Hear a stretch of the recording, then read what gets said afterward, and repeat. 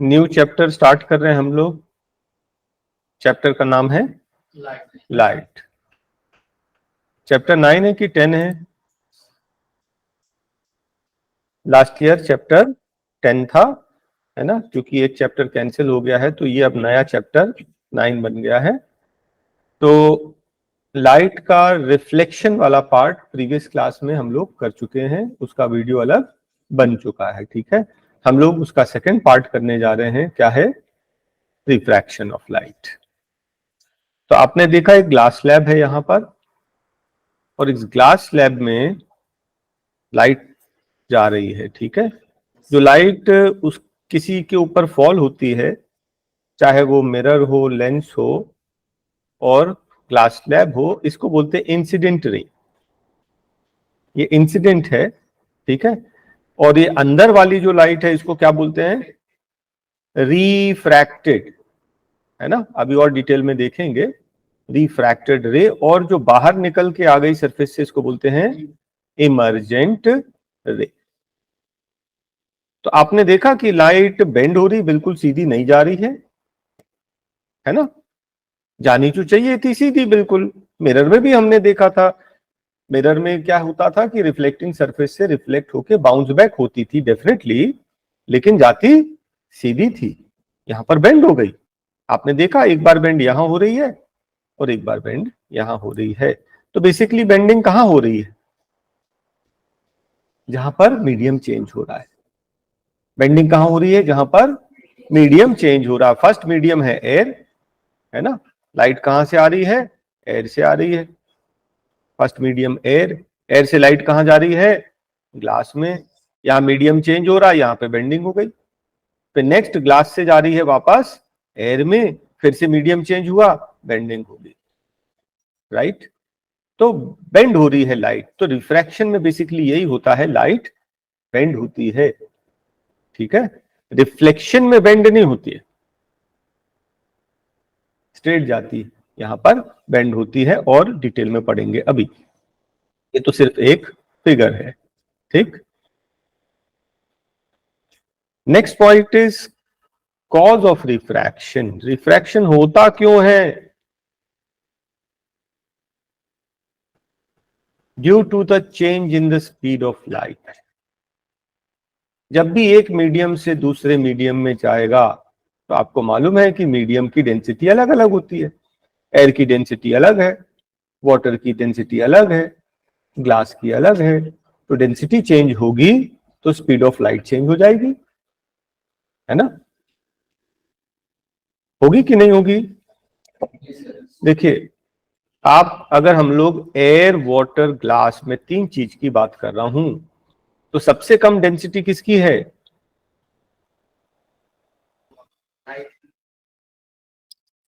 मैं अभी लाइट की बात नहीं कर रहा हूं, मैं बात कर रहा हूं air, matter, air, water, glass. इन तीन जो मैटर हैं, इनमें सबसे कम डेंसिटी किसकी है? डेंसिटी कम मतलब हल्का, एयर। एयर से ज्यादा डेंसिटी किसकी? वाटर। वाटर से ज्यादा डेंसिटी किसकी? ग्लास की। तो जैसे जैसे डेंसिटी बढ़ेगी, डेंसिटी इंक्रीज होने से स्पीड ऑफ लाइट क्या होती है? डिक्रीज, ठीक है। आप डेंसिटी को समझ लेना ट्रैफिक। कहां? रोड पर। डेंसिटी को समझ लेना कि रोड पे ट्रैफिक है। ट्रैफिक बढ़ जाएगा तो आपकी स्पीड डिक्रीज हो जाएगी। ट्रैफिक बढ़ जाएगा तो स्पीड आपकी डिक्रीज हो जाएगी, और ट्रैफिक कम रहेगा तो स्पीड बढ़ जाएगी, है ना? खाली रोड होगी तो हम बहुत स्पीड से जाएंगे, और अगर बहुत भीड़ भाड़ होगी तो हमारी स्पीड कम हो जाएगी। तो density is inversely proportional to speed. अब हम वही चीज पढ़ रहे हैं कि जब भी आप एक मीडियम से दूसरे मीडियम में जाएंगे, डेंसिटी चेंज हो जाएगी, और डेंसिटी चेंज होगी तो स्पीड तो चेंज होगी, राइट? तो ये क्या है कि रिफ्रैक्शन होता क्यों है? What is the cause? तो कॉज ऑफ रिफ्रैक्शन इज, जब भी वन मीडियम से दूसरे मीडियम में जाएंगे, डेंसिटी चेंज होती है, और डेंसिटी चेंज होगी तो स्पीड ऑफ लाइट भी चेंज होगी। क्या इतना क्लियर सबको? अब नेक्स्ट चीज कि बेंडिंग क्यों हो रही है, लाइट बेंड क्यों हो रही है। लाइट बेंड इसलिए हो रही है, ऐसा समझ लीजिए आपको समझाने के लिए, कि लाइट कहां से आ रही है, एयर से। ठीक है, स्पीड कितनी है इसमें, 3 × 10⁸ मीटर पर सेकेंड लाइट की स्पीड इन एयर या वैक्यूम। और ग्लास में जाते हैं तो उसकी स्पीड कम हो जाती है, कितनी हो गई, 2 × 10⁸। तो स्पीड कम हो गई, स्पीड कम क्यों हो गई, डेंसिटी कम हो गई, सॉरी डेंसिटी बढ़ गई, बहुत डेंस हो गया ना, यहाँ पे बहुत डेंसिटी ज्यादा, बहुत भीड़ आ रहा है, बहुत ट्रैफिक है, उसकी स्पीड कम हो गई। ठीक है, तो अब वो क्या कर रहा है, भीड़ भाड़ से बचने के लिए सीधे ना जाकर उसने थोड़ा सा शॉर्टकट ले लिया ताकि इस रूट से जल्दी से बाहर आ जाए। आप ऐसा समझ लीजिए। ठीक है, यहां देखिए बुक में क्या दिया है, change in speed of light causes the change in direction. और हमें मालूम है कि light travels faster in air than in glass. ठीक, कैसे, तीन चीज दिखिए, आपको याद रहेगा, speed of light in air और वैक्यूम 3 × 10⁸ मीटर पर सेकेंड। वाटर में ये स्पीड कितनी है, 2.25 10⁸। और ग्लास में कितनी है स्पीड, 2 × 10⁸। वैल्यूज याद रहेंगे, याद रखोगे तो अच्छा, अदरवाइज न्यूमेरिकल्स में वैल्यूज दिए होते हैं। बेटर होगा कि हम लोग लर्न कर लें। तो सबसे कम डेंसिटी एयर की, उससे ज्यादा वाटर की, उससे ज्यादा ग्लास की। ये तो नेचुरल सी चीज है, ये हम लोग ने क्लास 9th में ग्रेविटेशन में भी पढ़ा था, डेंसिटी पढ़ा था ना ग्रेविटेशन में। डेंसिटी का फॉर्मूला क्या होता है, मास अपॉन वॉल्यूम। तो अंडरस्टूड है कि density is directly proportional to mass, जितना ज्यादा मास उतनी ज्यादा डेंसिटी। ठीक है, तो मास एयर का ज्यादा है कि वाटर का, वाटर का, तो डेंसिटी ऑफ वाटर एयर से ज्यादा हो गई। वाटर का मास ज्यादा है कि ग्लास का, ग्लास का, तो density of glass is more than density of water. ठीक है, इतना समझ में आया। तो डेंसिटी चेंज होगी जब भी लाइट एक मीडियम से दूसरे मीडियम में जाएगी, डेंसिटी चेंज होगी। डेंसिटी चेंज होगी तो स्पीड ऑफ लाइट चेंज होगी, स्पीड ऑफ लाइट चेंज होगी तो बेंडिंग होगी। ओके, चलिए अपन और आगे देखते हैं। हाँ, निकल जाओ दोनों। एक होता है ऑप्टिकली रेयरर मीडियम, दूसरा optically denser medium. Denser medium मतलब जिसकी डेंसिटी ज्यादा है, रेयरर मीडियम मतलब जिसकी डेंसिटी कम है, बस इतनी सी चीज। ठीक है, अब हम लोग ये पढ़ने जा रहे हैं कि जब भी लाइट रेयरर मीडियम से डेंसर मीडियम में जाता है, it bends towards the normal, and when light goes from denser to rarer, it bends away from the normal. इसको हम लोग केस 1 केस 2 में डिटेल में देखेंगे। ठीक है, case number 1, when the light travels from a rarer medium to denser medium। rarer medium को हमने क्या ले लिया, एयर, और डेंसर मीडियम को क्या ले लिया, ग्लास। लाइट कहां से आ रही है, एयर से आ रही है। पॉइंट ओ पर वो ग्लास के सरफेस को, ग्लास स्लैब को स्ट्राइक करती है। Is there any change in medium, yes, air से ग्लास में आ रही, मीडियम चेंज हो गई, डेंसिटी चेंज हो गई। मीडियम चेंज होगा तो डेंसिटी भी चेंज हो जाएगी, और डेंसिटी चेंज होगी तो स्पीड चेंज हो जाएगी, और स्पीड चेंज हो जाएगी तो वो बेंड हो जाएगी। अब उसको थोड़ा सा शॉर्टकट मार के निकलना, it will bend towards the normal, याद रहेगा। ठीक है, from rare to denser towards the normal. और इसका सेकंड पार्ट ले लीजिए, when it goes from denser medium to rare medium. जब डेंसर मीडियम से मतलब ग्लास से वापस एयर में लाइट आ रही है, हम लोग सेकंड पार्ट पढ़ रहे हैं। ठीक है, ये सरफेस है जहां पर वो स्ट्राइक कर रहा है, जहां पर एक मीडियम से दूसरे मीडियम में एंटर कर रहा है। यहां पर मीडियम में चेंज है, yes. If there is change in medium, that means change in density. Change in density means change in speed, और स्पीड में चेंज होगा तो बेंडिंग होगी। And this time it will bend away from the normal, सीधे ना जाकर away from the normal. तो second rule, denser medium to रेडिम medium, it is away from the normal. ये 2 पॉइंट आपको याद रहेगा, ठीक है, और रेगुलर रिवाइज करते भी रहेंगे। और वैसे आप एक चीज भी अगर आप समझ गए तो दूसरी तो उसकी ऑपोजिट है, याद रहेगी हमें, राइट। चलिए और आगे देखते हैं। तो ये सेकंड केस हमने पढ़ लिया, फर्स्ट एंड सेकंड केस पढ़ लिया। अच्छा, हमारे कोर्स में तो नहीं है लेकिन मैं अलग से आपको पढ़ा रहा हूं, मल्टीपल रिफ्रैक्शन। हाँ, मल्टीपल रिफ्रैक्शन। मान लीजिए कि एयर से आ रही है लाइट, किसमें किसमें, वैक्यूम से आ रही है एयर में, एयर से जा रही है वाटर में, वाटर से जा रही है ग्लास में, ग्लास से वापस एयर में। समझ रहे? मतलब जरूरी नहीं है कि ये दो ही मीडियम होते हैं, एक दो से ज्यादा मीडियम भी हो सकते हैं। तो हम लोग फर्स्ट केस करें, दिस इज केस नंबर 1। यहां पर वैक्यूम से एयर में आ रही है ना। वैक्यूम मतलब कुछ नहीं, एयर में तो थोड़ी तो डेंसिटी है, वैक्यूम की डेंसिटी 1 हो जाएगी, यहां पर 1.0003 है ना, लेकिन वैक्यूम से ज्यादा डेंसिटी है, बेंड टुवर्ड्स द नॉर्मल। पहली बार बेंड हो गई टुवर्ड्स द नॉर्मल, बेंड हुई। अब इसको हम लोग इंसिडेंट मानेंगे। अब ये सेकंड केस कर रहे हैं हम लोग, when it is entering from air to water. ये आपको पता ही है, डेंसिटी में चेंज होगी, है ना। रेयर मीडियम एयर के कंपैरिजन में water is denser, again bend towards the normal. Water से ग्लास में जाएगी तो वाटर से ग्लास में, glass is denser then water, again bend towards the normal, right. और जैसे ही वो ग्लास से वापस एयर में आएगी, away from the normal, density उसकी कम हो गई, स्पीड बढ़ गई, तुरंत अपने रास्ते आ जाएगी। और लास्ट टाइम हमने जो देखा था ना, अभी फिर बता रहा हूं, इंसिडेंट रे को अगर आप आगे प्रोड्यूस करोगे और इमर्जेंट रे, दे आर ऑलवेज पैरेलल। याद रखना, आई is always equal to E.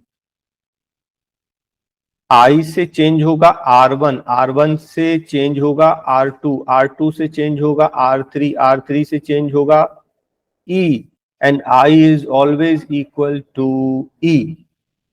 First और लास्ट हमेशा इक्वल रहेगा, और क्योंकि ये दोनों कॉरस्पॉन्डिंग एंगल्स इक्वल हैं, लाइंस पैरेलल हो जाएंगी। और इस चीज को हम क्या बोलते हैं, ये लाइट क्या हो गई, यस, डिस्प्लेस हो गई, डिविएट नहीं हुई, बेंड है ना, डिविएट नहीं हुई, डिस्प्लेस हो गई, अपने रास्ते से खिसक गई। अपने रास्ते से ऐसी सीधी जा रही थी, खिसक के अब ये पैरेलल ही जा रही है। इसको बोलते हैं लेटरल डिस्प्लेसमेंट। क्या इतना क्लियर है सबको? ठीक है, अब हम लोग इस फिगर को एक बार फिर से देखेंगे एज कंप्लीट। मतलब अब हम पढ़ने जा रहे हैं कि ग्लास स्लैब कैसा बिहेव करता है। इंसिडेंट रे सबको मालूम है, रे जो आ रही है उसको इंसिडेंट बोलते हैं, और ग्लास के अंदर चली गई इसको बोलते हैं रिफ्रैक्टेड रे, और ग्लास स्लैब से बाहर निकली, दिस इज इमर्जेंट रे। Angle of incidence, incident ray और नॉर्मल, देखो एंगल हमेशा नॉर्मल से निकालते हैं। Angle of refraction between refracted ray normal, angle of emergence between emergent ray and normal. ये नॉर्मल यहां पर नया बनाया जाएगा, और I is always equal to E. और ये दोनों लाइंस कैसी हो गई, parallel. The emergent ray is parallel to the incident ray. अगर इंसिडेंट रे को आगे हम प्रोड्यूस करेंगे, इट इज पैरेलल। तो ये दोनों बेसिकली क्या है, लाइन ऐसा समझ लीजिए, ये रे ऑफ लाइट अपनी जगह से डिस्प्लेस हो गई। इस प्रॉपर्टी को बोलते हैं लेटरल डिस्प्लेसमेंट। क्या आपको ये फिगर बनाते बन जाएगा? कोई कंफ्यूजन किसी को? नहीं ना? ठीक, चलिए और आगे देखते हैं। तो देखिए, हमने ग्लास स्लैब भी पढ़ लिया और उसके बाद हमने मल्टीपल रिफ्रैक्शन भी पढ़ ली। तो ये बेसिकली हमने क्या पढ़ लिया, if light is going from air to glass and again in the air, ये बेसिकली ऊपर हमने पढ़ लिया है ना। चलिए और आगे देखते हैं। ये फिगर हमने पढ़ लिया, दो बार पढ़ने की जरूरत नहीं। मान लीजिए कभी लाइट इंसिडेंट लाइट 90 डिग्रीज पर ही आ रही है, तो मतलब नॉर्मल ही आ रही है इंसिडेंट रे। आपने ग्लास सरफेस से परपेंडिकुलर ही टॉर्च मारी है ना। आपकी टॉर्च जो है ऐसे ही आप परपेंडिकुलर मार रहे हो, उस केस में क्या होगा? What is I? What is angle of incidence? 0. What is angle of incidence? 0. Angle of refraction 0. Angle of emergence 0. कोई बेंडिंग नहीं होगी, सीधी सीधी चली जाएगी।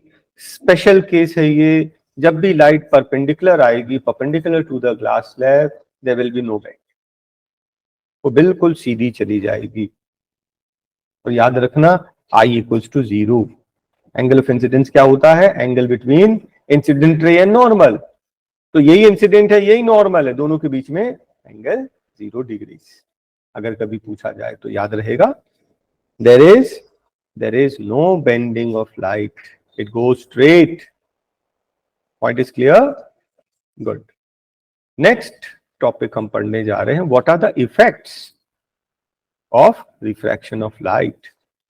अगर एक स्टिक या पेंसिल को आप पार्शली इमर्स करेंगे वाटर में, पार्शली मतलब आधा अगर पानी के अंदर डालेंगे, it appears to be bent, it appears to be bent, ऐसा लग रहा है कि मुड़ गई है।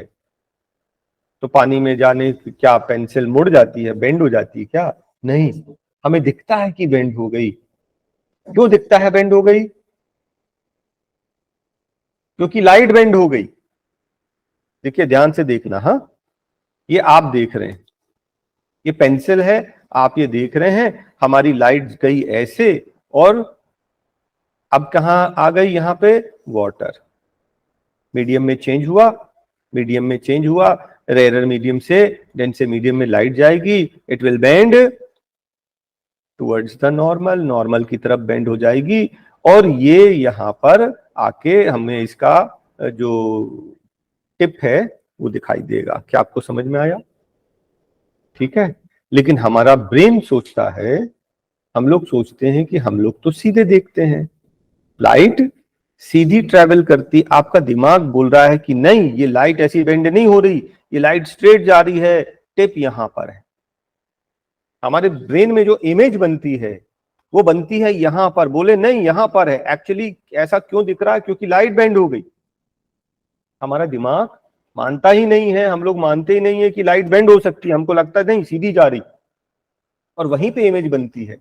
एग्जैक्टली वैसे ही जैसे कि मिरर में आप खड़े होते हैं, मिरर के सामने आपकी अपने खुद की इमेज दिखती है। कहां दिखती है? मिरर के पीछे, बिहाइंड द मिरर। तो क्या आप वहां पर हैं, पीछे हैं कोई? नहीं। तो क्या बन रहा वहां पर? इमेज बन रही। ब्रेन बोलता नहीं सीधी लाइट जा रही, वहीं पर है, इमेज वहीं बन रही। एक्चुअली वहां पर कुछ नहीं है, इट इज इल्यूजन, है ना। इमेज वहां पर बन रही है, दिमाग में बन रही है इमेज असल में। तो वैसे ही लाइट जो स्ट्रेट हमको लगता है स्ट्रेट जा रही, इमेज यहां बनेगी, एक्चुअली वो लाइट बेंड हो गई। तो हमें यहां पर टिप दिख रही है, ऊपर से तो हम देखते हैं, तो ऊपर से देखने पर तो सीधा सीधा ही दिखाई देता क्योंकि यहाँ पे बेंडिंग नहीं है, और यहां से जैसी लाइट अंदर जाती है तो हमें लगता है कि ये बेंड हो गई, तो ये पेंसिल हमें ऐसी बेंट दिखाई देती है। बात समझ में आई सबको? ठीक है, और आगे देखते हैं। ये फर्स्ट इफेक्ट हो गया, ठीक है, effect of refraction. The second is water appears to be raised. जैसे आपको दिख रहा है pencil appears to be raised, pencil appears to be raised और ऊपर दिखाई दे रही ना, वैसे ही water appears to be raised. जो बेंडिंग लेफ्ट साइड में हुई थी वही बेंडिंग राइट साइड में भी होगी। एक्चुअली जो सरफेस यहां नीचे था वो हमें यहां दिखाई देने लगेगा। जो कोई पत्थर नीचे यहां पड़ा हुआ है हमें यहां दिखाई देने लगेगा। बिल्कुल एग्जैक्टली देखो ऐसे ही हो रहा है, ये ऊपर यहां से दिखाई दे रहा है क्योंकि बेंड हो रही है, दूसरे साइड से भी, तो दोनों मिलाकर इमेज यहीं ऊपर बन जाएगी। ठीक है, एक रे ऑफ लाइट लेफ्ट से आ रही है, एक रे ऑफ लाइट राइट से आ रही है, और दोनों बेंड होती है, बेंड होके एक्चुअली यहां पहुंच रही है और हमारा दिमाग बोलता है बेंड नहीं हो रही, दोनों यहां पर मिल गए। कहां पर मिल गए? ये अगर ये ऑब्जेक्ट है तो यहां पर ओ डैश इमेज यहां पर बनती है।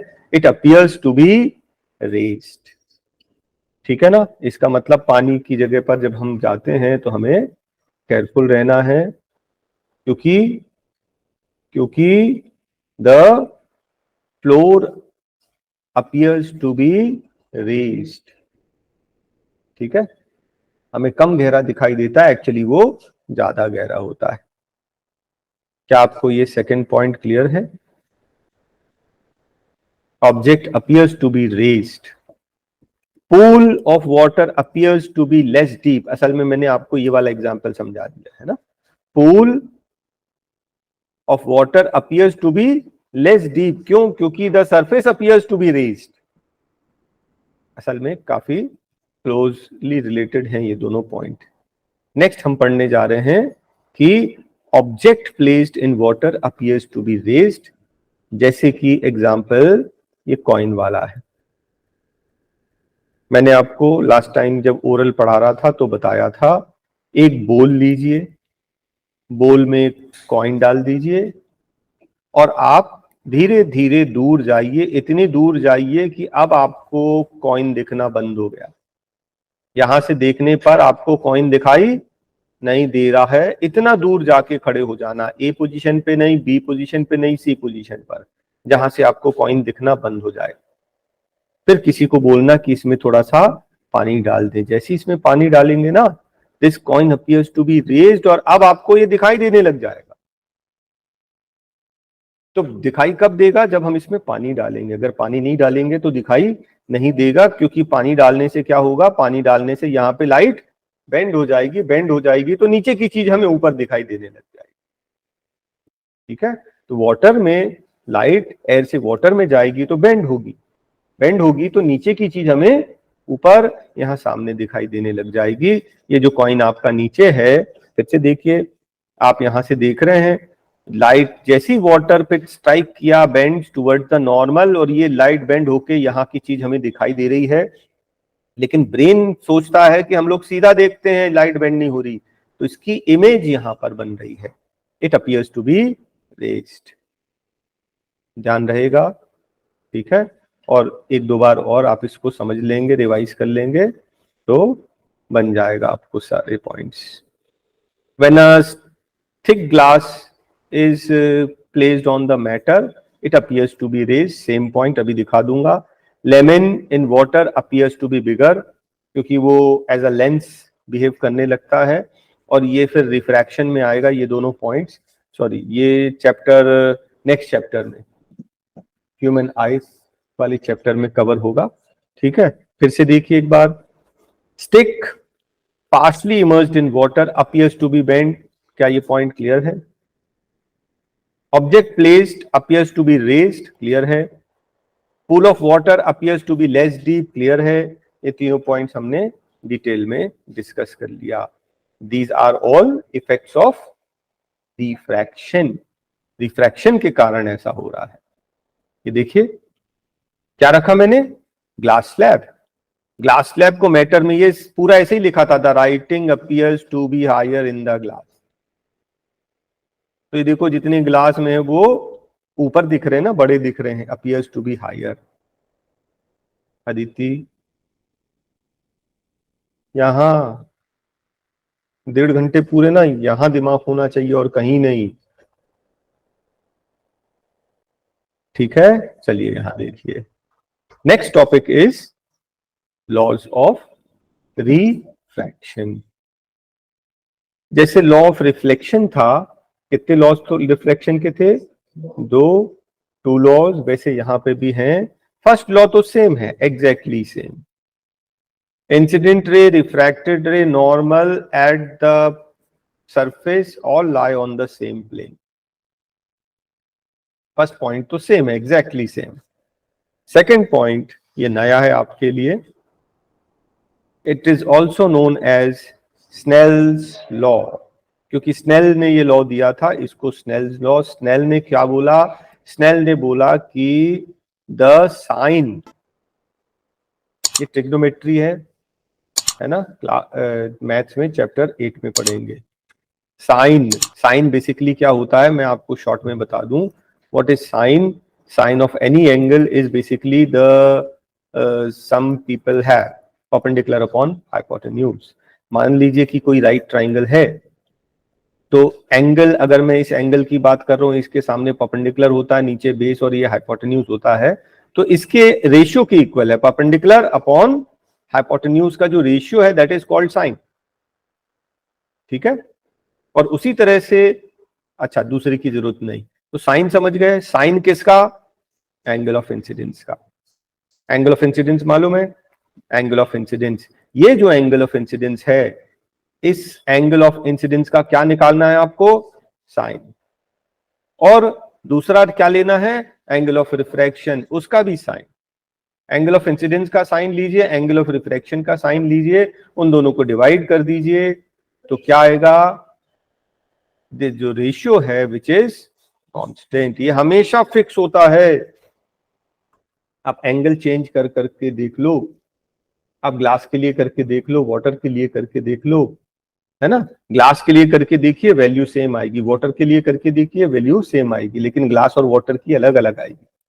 मीडियम चेंज करने से वैल्यू चेंज हो जाएगा, एंगल चेंज करने से वैल्यू चेंज नहीं होगा।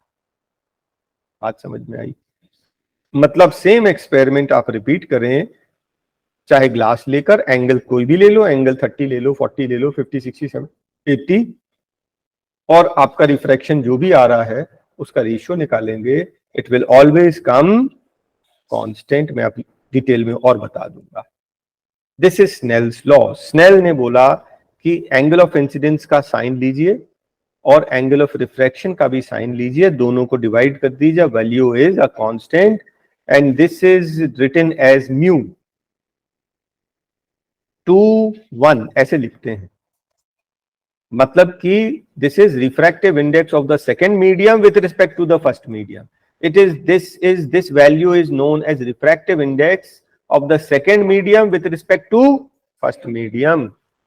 सेकेंड मीडियम क्या है? ग्लास। फर्स्ट मीडियम क्या है? एयर। हम बोलेंगे this is refractive index of glass with respect to air. आपको थोड़ा और समझाने के लिए, मान लीजिए कि एंगल ऑफ इंसिडेंस 37 डिग्री था, और जब भी लाइट रेयर से डेंसर में आती है, बेंड होती है, एंगल कम हो जाएगा। Angle of refraction is 24 degrees. तो आपको साइन 37 लेना है, जिसका वैल्यू है 0.6। मैं आपको दिया हूं, आपको कैलकुलेट नहीं करना। फिर हम साइन 24 निकालेंगे, उसका वैल्यू है 0.4। फिर आप क्या करेंगे? आप बोलेंगे refractive index is sine of i upon sine of r. Sine of i कितना है? 0.6, साइन ऑफ आर है 0.4, है ना। डेसिमल डेसिमल कट गया, 2 2 जा 2 3 जा 3/2, that is 1.5। The refractive index of glass with respect to air is 1.5। ऐसे निकालते हैं रेशियो। जितना भी एंगल ऑफ इंसिडेंस हो उसका साइन निकालना है, और जितना भी एंगल ऑफ इंसिडेंस रिफ्रैक्शन हो उसका भी साइन निकालना है, और उनको फिर आपको डिवाइड कर लेना है। Value will come constant. आप एंगल चेंज कर लो, 37 की जगह 40 कर लो, 50 कर लो, 60 कर लो, 70 कर लो, 80 कर लो, और जो भी फिर रिफ्रैक्शन आएगा उनको डिवाइड करने पर वैल्यू 1.5 ही आएगा। अगर आप ग्लास के लिए कर रहे हैं तो ग्लास की जगह वाटर लोगे तो वैल्यू चेंज हो जाएगा। फिर वाटर के लिए आप जितने भी एंगल चेंज करके देख लो, वाटर का रेशियो फिक्स रहेगा। अभी और डिटेल में हम लोग पढ़ेंगे। क्या आपको इतना समझ में आया?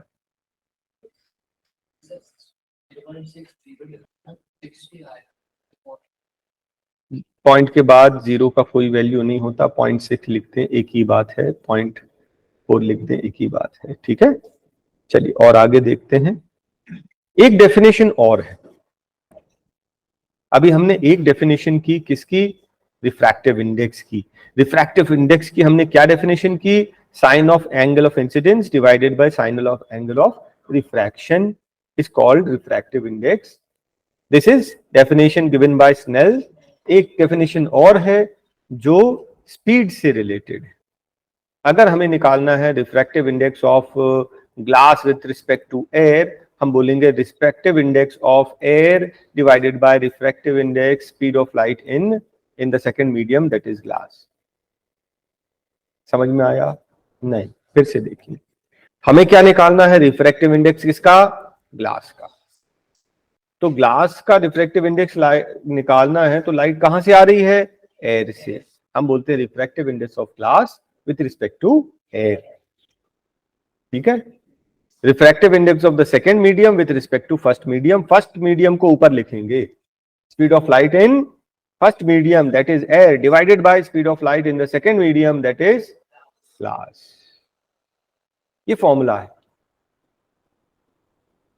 फर्स्ट मीडियम को ऊपर लिखते हैं, सेकेंड मीडियम को नीचे लिखते हैं, बात खत्म। जहां से लाइट आ रही है उसको ऊपर लिखते हैं, जहां लाइट जा रही है उसको नीचे लिखते हैं। मान लीजिए आपका ग्लास स्लैब है, ये एयर है, लाइट एयर से ग्लास में आ रही है। दिस इज फर्स्ट मीडियम, इसको ऊपर ही लिखेंगे न्यूमरेटर में। दिस इज सेकेंड मीडियम, इसको नीचे लिखेंगे। Speed of light in air divide by speed of light in glass. ठीक है। चलिए अब अपन एक न्यूमेरिकल कर लेंगे ना, तो चीजें क्लियर हो जाएंगी। ये वैल्यू आपको याद है? Speed of light in air, speed of light in water भी आपको याद है, और speed of light in glass भी आपको याद है ना? ये वैल्यूज हमने पहले ही लिख ली थी। मैं आपको बोल रहा हूं find the refractive index of glass with respect to air. तो आप बोलोगे speed of light in air divided by speed of light in glass. Air की स्पीड 3 इंटू 10⁸, ग्लास की स्पीड 2 इंटू 10⁸। ये सीधा सीधा कट गया, 3/2 1.5 आंसर। इसका कोई यूनिट नहीं होता, रिफ्रैक्टिव इंडेक्स का यूनिट नहीं होता। क्यों? क्योंकि ये रेशियो है ना, रेशियो में तो दोनों चीजें कट जाती, तो कोई यूनिट नहीं होता। मान लीजिए मैं बोल रहा हूं find refractive index of water with respect to air, तो speed of light in air divided by speed of light in water. Air की स्पीड 3 10⁸, वाटर की स्पीड 2.25 10⁸। ये तो कट गया, ये डिवाइड करके कितना बचेगा? 1.33। ठीक है। मान लीजिए मैं बोलता हूं ग्लास में लाइट आ रही है, कहां से? वाटर से। ऊपर वाटर, नीचे ग्लास। हमें फाइंड करना refractive index of glass with respect to air. Formula बताइए। In water divided by speed of light in glass. Water का क्या है? 2.25 10⁸, और ग्लास का 2 इंटू 10⁸। ये दोनों कट जाएगा, इसको डिवाइड करोगे 1.125। भाई 2 कटेगा 1 बार, और ये 250 है, 250 का आधा 125, 1.125। तो आपको समझ में आया? बिल्कुल क्लियर हो गया ना? ये 3 एग्जाम्पल से बिल्कुल क्लियर हो जाना चाहिए। एक नया फॉर्मूला करने जा रहे हैं, और फॉर्मूला पहले मैं आपको बताऊं। मान लो मैं बोलता हूं this is refractive index of glass with respect to air. ठीक है। Is always equals to 1 upon refractive index air with respect to glass. मतलब ये कि air with respect to glass दिया है, और मैंने पूछा है glass with respect to air. आप क्या करेंगे? रेसिप्रोकल। बस खत्म। मैंने क्या दिया है? Refractive index of glass with respect to air. मैं आपको पूछ रहा हूं find the refractive index of air with respect to glass. Air with respect to glass आप क्या करेंगे? 1 upon glass with respect to air, that is 1 upon 1.5 का reciprocal. जो 1.5 है उसका क्या करना है? रेसिप्रोकल। 1.5 क्या होता है? चलो एक डेसिमल हटाएंगे, एक जीरो लगा देंगे। 5 3 जा 5 2 जा, दिस इज 2/3। खत्म आंसर। भाई ये 1/1.5 होता 3/2, 3/2 का रेसिप्रोकल 2/3।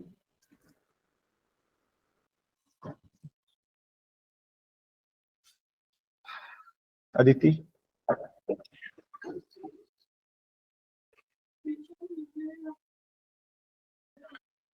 क्या आपको इतना समझ में आया सबको?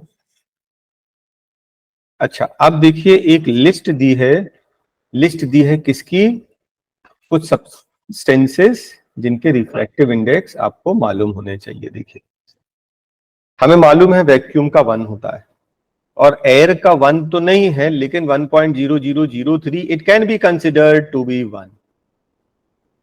ओके, वाटर का याद रखेंगे 1.33, लर्न कर लेंगे, जो मैं टिक कर रहा हूं लर्न कर लेंगे, बाकी कुछ नहीं, ये सब नहीं। एक क्राउन ग्लास 1.52 और एक डायमंड पढ़ लीजिए 2.42। ठीक है, और इसके बाद हम लोग एक चीज और पढ़ते हैं, डेंसिटी और रिफ्रैक्टिव इंडेक्स का क्या रिलेशन है, डायरेक्टली प्रोपोर्शनल है कि इनवर्सली प्रोपोर्शनल है? डायरेक्टली प्रोपोर्शनल है। कैसे? हमको टेबल से दिख रहा है। आपने देखा एयर सबसे लेस डेंस होता है, उससे ज्यादा भारी होता है वाटर, वाटर से ज्यादा भारी होता है ग्लास, उससे भारी डायमंड। अब डेंसिटी बढ़ रही है, डेंसिटी बढ़ रही है तो रिफ्रैक्टिव इंडेक्स भी तो इंक्रीज हो रहा है। Is it directly proportional? Yes.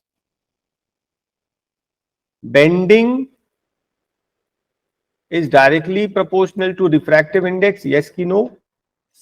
yes। जितना ज्यादा डेंस होगा उतना ज्यादा बेंड होगा, है ना? डेंसिटी, तो density is directly proportional to bending. जिसकी डेंसिटी कम होगी वहां पे बेंडिंग कम होगा, जिसकी डेंसिटी ज्यादा होगी उसकी बेंडिंग ज्यादा हो जाएगी। ठीक है, और डेंसिटी और बेंडिंग, ये हम लोग बेंडिंग और रिफ्रैक्टिव इंडेक्स कर रहे थे, और रिफ्रैक्टिव इंडेक्स और डेंसिटी और बेंडिंग भी तो डायरेक्टली प्रोपोर्शनल है ना? एक तरह से अगर हम लिख लें, density directly proportional to bending, directly proportional to refractive index, क्या ये सही है? और एक चीज इनवर्सली प्रोपोर्शनल हो जाएगी, वो क्या हो जाएगी? स्पीड। तो स्पीड इनवर्सली प्रोपोर्शनल है इन तीनों के, क्योंकि ये तीनों डायरेक्टली प्रोपोर्शनल है। तो स्पीड इनवर्सली प्रोपोर्शनल, तो डेंसिटी इंक्रीज करने से स्पीड डिक्रीज हो जाएगी, डेंसिटी इंक्रीज करने से ट्रैफिक बढ़ेगा तो आपकी स्पीड स्लो हो जाएगी। क्या आपको ये तीनों रिलेशन क्लियर है? ठीक है, एमसीक्यूज में काम आएंगे, कंसेप्ट में काम आएगा।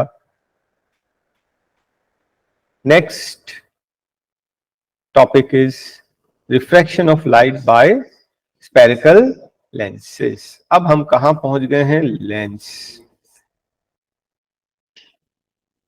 तो व्हेन लेंस को हम लोग बेसिकली दो कैटेगरी में डिवाइड करते हैं, अभी नाम की बात नहीं कर रहा हूं, कैटेगरी। एक को बोलते हैं कन्वर्जिंग और दूसरा डाइवर्जिंग। कन्वर्जिंग किसको कहते हैं? जो लाइट को अंदर की तरफ बेंड करे। अगर लाइट पैरेलल आ रही हो तो उसको अंदर की तरफ बेंड कर दे, कन्वर्जिंग ये होता है, कन्वर्ज करना। लाइट को अंदर की तरफ बेंड करे। तो लाइट, कौन सी लाइट लोगे? पैरेलल ले लो, सबसे बढ़िया। अगर लाइट पैरेलल आ रही है तो उसको अंदर की तरफ बेंड करे, तो अंदर की तरफ बेंड करने को बोलते हैं कन्वर्जिंग। और अगर इसी तरफ अगर लाइट आ रही है तो उसको दूर दूर कर दे, इसको बोलते हैं डाइवर्जिंग। ये दो टाइप के लेंसेज होते हैं, टोटल लेंस दो type, this is two category. हाँ, कन्वर्जिंग, डाइवर्जिंग। कन्वर्जिंग के अंदर भी तीन होते हैं, डाइवर्जिंग के अंदर भी तीन होते हैं। देखो आप, मेरे पास टोटल 6 टाइप के लेंसेज होते हैं, वो सारे मेरे पास हैं। मैं आपको एक एक करके दिखा दूंगा नेक्स्ट क्लास में। अभी ये देखिए, अगर हम दो कैटेगरी में बांटे, एक है कन्वर्जिंग एक है डाइवर्जिंग, तो ये जो आपका लेंस है ना कॉन्वेक्स, ये क्या है? कन्वर्जिंग। और ये वाला है डाइवर्जिंग। क्यों कन्वर्जिंग, क्यों डाइवर्जिंग, हम इमेज बना के देख लेंगे। ठीक है, तो लाइट जो है अंदर की तरफ बेंड होगी तो इमेज बनेगा, कन्वर्जिंग से इमेज बनता है, डाइवर्जिंग से इमेज नहीं बनता। ठीक है, मैं आपको फिजिकली यहां पर इमेज बना के दिखा दूंगा नेक्स्ट क्लास में। ठीक है, अभी अपन ये कंसेप्ट कर रहे हैं, प्रैक्टिकल अपन बाद में करेंगे। तो ये है converging convex and this is concave. इस दोनों साइड से कन्वेक्स है, इसको डबल कॉन्वेक्स बोलते हैं, इसको डबल कॉन्केव बोलते हैं। ऐसा भी होता है मालूम है, plano convex, plano concave, कॉन्वेक्सो concave, कॉनकेवो convex, कॉन्वेक्सो concave. 6 type के लेंस होते हैं, 1 2 3 ये तीनों कन्वर्जिंग है, 4 5 6 ये तीनों डाइवर्जिंग है। ठीक है, अपने कोर्स में नहीं है लेकिन मैंने आपको समझा दिया। ये 6 टाइप के लेंसेज सारे हमारे पास हैं। नेक्स्ट क्लास में आपको दिखा दूंगा और प्रैक्टिकल भी बता दूंगा और ये भी दिखा दूंगा किससे इमेज बनता है, किससे इमेज नहीं बनता है।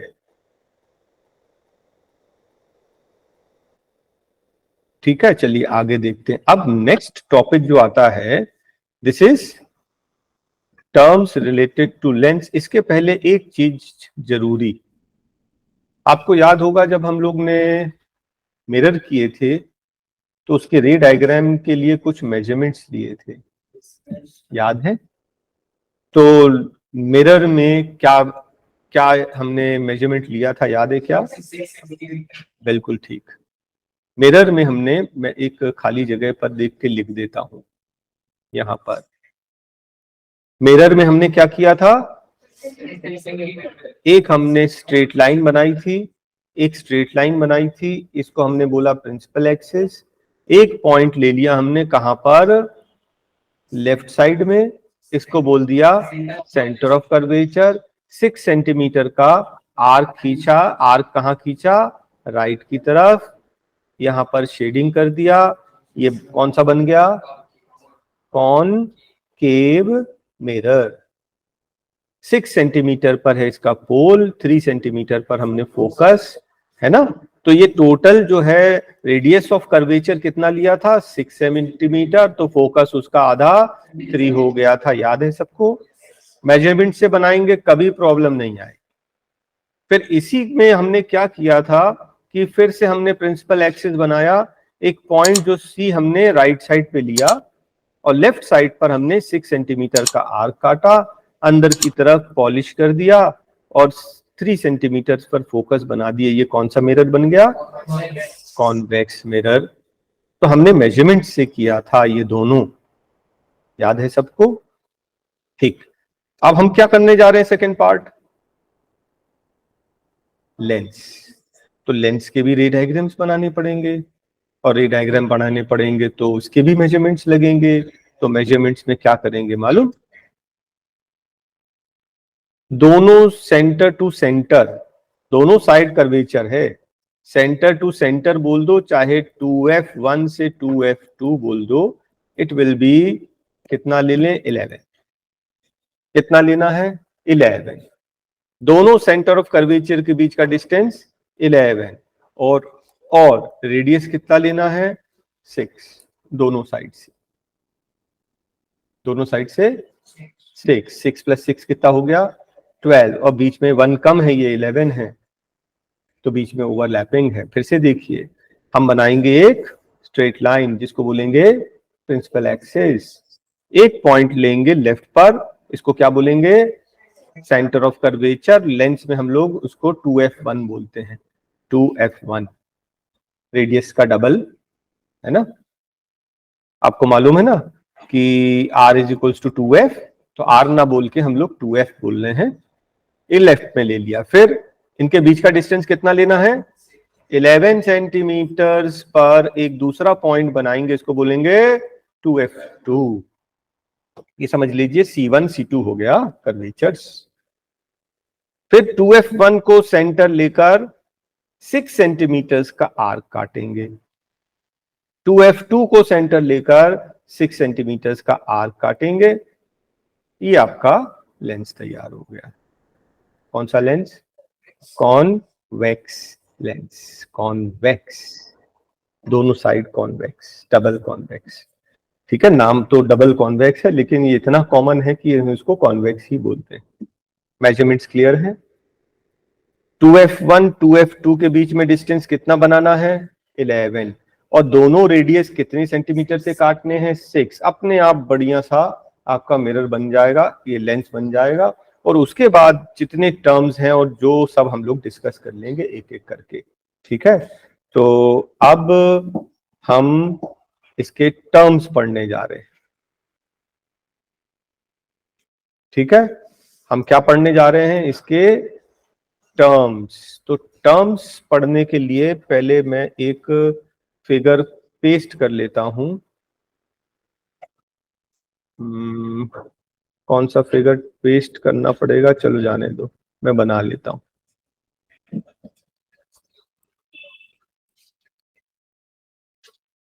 एक फिगर पेस्ट करने की जरूरत पड़ेगी, नहीं, चलिए जाने दीजिए। What is centre of curvature? Centre of curvature को हम लोग सी या फिर 2f भी बोलते हैं, अभी बताया था। जिस centre of sphere of which each value of the lens forms a part. आपने जो काटा है, किससे काटा है, कितने, मतलब ये स्फीयर है समझ लीजिए, तो इस स्फीयर का सेंटर जो है, इस स्फीयर के सेंटर को सेंटर ऑफ कर्वेचर कहते हैं। जिस स्फीयर से हमने अपना लेंस काटा है, जिस स्फीयर से हमने अपना लेंस कट किया है, उस स्फीयर के सेंटर को सेंटर ऑफ कर्वेचर कहते हैं, उसके रेडियस को रेडियस ऑफ कर्वेचर कहते हैं। ये पहला टर्म हो गया। Next, principal axis. What is principal axis? दोनों सेंटर ऑफ कर्वेचर को ज्वाइन करने वाली स्ट्रेट लाइन। अभी मैंने ऊपर जो बनाया था, है ना, ये एक C1, ये C2, इसको आप 2f1 और 2f2 भी बोल सकते हैं। इन दोनों पॉइंट से पास करने वाली लाइन को बोलते हैं प्रिंसिपल एक्सिस। क्योंकि आप मिरर में भी पढ़ चुके हैं, तो अभी आपको ज्यादा प्रॉब्लम नहीं जाएगी। ऑप्टिकल सेंटर क्या होता है? मिरर के सेंटर वाला पार्ट, बिल्कुल सेंट्रल पॉइंट। ऐसा समझ लीजिए कि प्रिंसिपल एक्सिस पर वो पॉइंट, ठीक है, optical centre, central point of the lens is called optical, central point of the lens is called optical centre, represented by O. Aperture, what is aperture? हाँ, बाहर जाके रिसीव कर लो। Diameter, aperture means diameter. देखिए, मैंने आपको mirror के समय भी पढ़ाया था, अगर मिरर गिर के टूट गया तो अब भी मिरर ही रहेगा, लेकिन अब साइज में छोटा हो गया। साइज में छोटा हो गया मतलब उसका अपर्चर छोटा हो गया। In other words, aperture means diameter, ठीक है। मान लीजिए मैंने ये लेंस दिया है, तो इसका डायमीटर जो है, दिस इज कॉल्ड अपर्चर। और लेंसेज जो हैं और मिरर साइज में छोटे बड़े भी आते हैं, बहुत छोटे और बहुत बड़े भी आते हैं। आपको ऑर्डर देके मंगवाना पड़ेगा, बड़े भी मिल जाएंगे, छोटे भी मिल जाएंगे, अदरवाइज स्टैंडर्ड साइज में जो आता है वो आप मार्केट में अवेलेबल है, ठीक है। तो अपर्चर बेसिकली छोटा बड़ा, aperture means the diameter. Next is focus. Focus जैसे हम लोग ने मिरर में किया था कि फोकस वो पॉइंट होता है जहां पर कोई एक पैरेलल रे, एक रे ऑफ लाइट जा रही, किसके पैरेलल? प्रिंसिपल एक्सिस के पैरेलल। ये मिरर नहीं है, ये लेंस है। तो दूसरे तरफ जाकर वो बेंड हो जाएगी, और बेंड होकर जहां पे वो प्रिंसिपल एक्सिस को कट करेगी, दिस पॉइंट इज फोकस। क्या बोल रहा है वो?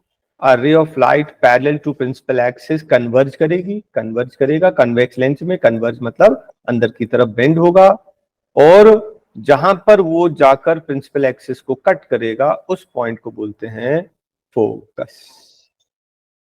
Focus is clear? फोकस के बाद होता focal length. The distance between optical centre and focus is called, the distance between optical center and focus is called focal length. क्या आपको टर्म्स क्लियर हो गए? क्योंकि मिरर में ऑलरेडी आप पढ़ चुके थे, तो ज्यादा थोड़ा सा चेंज है, ज्यादा चेंज नहीं। सेंटर ऑफ कर्वेचर का डेफिनेशन सेम हो जाएगा। प्रिंसिपल एक्सिस में बोलेंगे दोनों सेंटर के बीच ज्वाइन करने वाली line, optical centre central point हो गया, अपर्चर इज डायमीटर, फोकस। कोई रे ऑफ लाइट पैरेलल जाए तो रिफ्लेक्ट होके रिफ्रैक्ट होने के बाद बेंड होने के बाद प्रिंसिपल एक्सिस को जिस पॉइंट पे कट करेगी, that point is called focus. Focal length distance between optical centre and focus. अब मैं आपको एक मेथड बता रहा हूं how to calculate focal length of a lens. मैंने आपको एक लेंस दिया, कौन सा लेंस दिया? ये मैग्नीफाइंग ग्लास, सबको मालूम है ना मैग्नीफाइंग ग्लास? ये एक्टिविटी मालूम है ना सबको, है ना? हम लोग सन के रेज में रखते हैं और उसको थोड़ा सा फोकस करते हैं तो इतनी ज्यादा हीट जनरेटेड होती है कि वो पेपर जल जाता है, लीव्स जल जाते हैं, ड्राइड लीव्स। राइट, किया है सबने? इसी मेथड से मैं आपको सिखाने जा रहा हूं कि फोकल लेंथ कैसे निकालते हैं। असल में इसको बाद में समझाया जाता है, बाद में समझाया जाता है, मतलब ये वाला केस है। जब लाइट इंफिनिटी से आती है तो रिफ्लेक्ट होकर बेंड होती है, रिफ्रैक्ट होकर बेंड होती, कहां पे? फोकस पे। This distance is focal length. ठीक है, ये प्रिंसिपल हमने यूज किया है कि जब लाइट इंफिनिटी से आ रही हो तो sun is considered to be infinity. Light infinity से आ रही है, जो लाइट इंफिनिटी से आती है वो पैरेलल होती है, पैरेलल राइट कहां पे जाके मीट करती है? फोकस पे। ये पॉइंट फोकस है, मिरर जो है उसके सेंटर को ऑप्टिकल सेंटर कह सकते हैं। इसके बीच का डिस्टेंस मेजर कर लेना, this distance is called focal length. Distance between optical centre and focus is called focal length. मैंने आपको एक लेंस दिया, बोला कि इसका फोकल लेंथ निकालो। कुछ नहीं, सन में लगाओ सूरज की रोशनी पे और उसको धीरे धीरे आगे पीछे करना ताकि उसकी इमेज बिल्कुल फाइन डॉट इमेज जमीन पर बन जाए।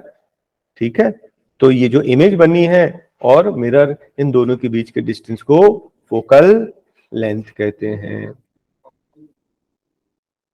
Convex, convex, magnifying glass, convex, और डिटेल में पढ़ेंगे अभी आप। ठीक है,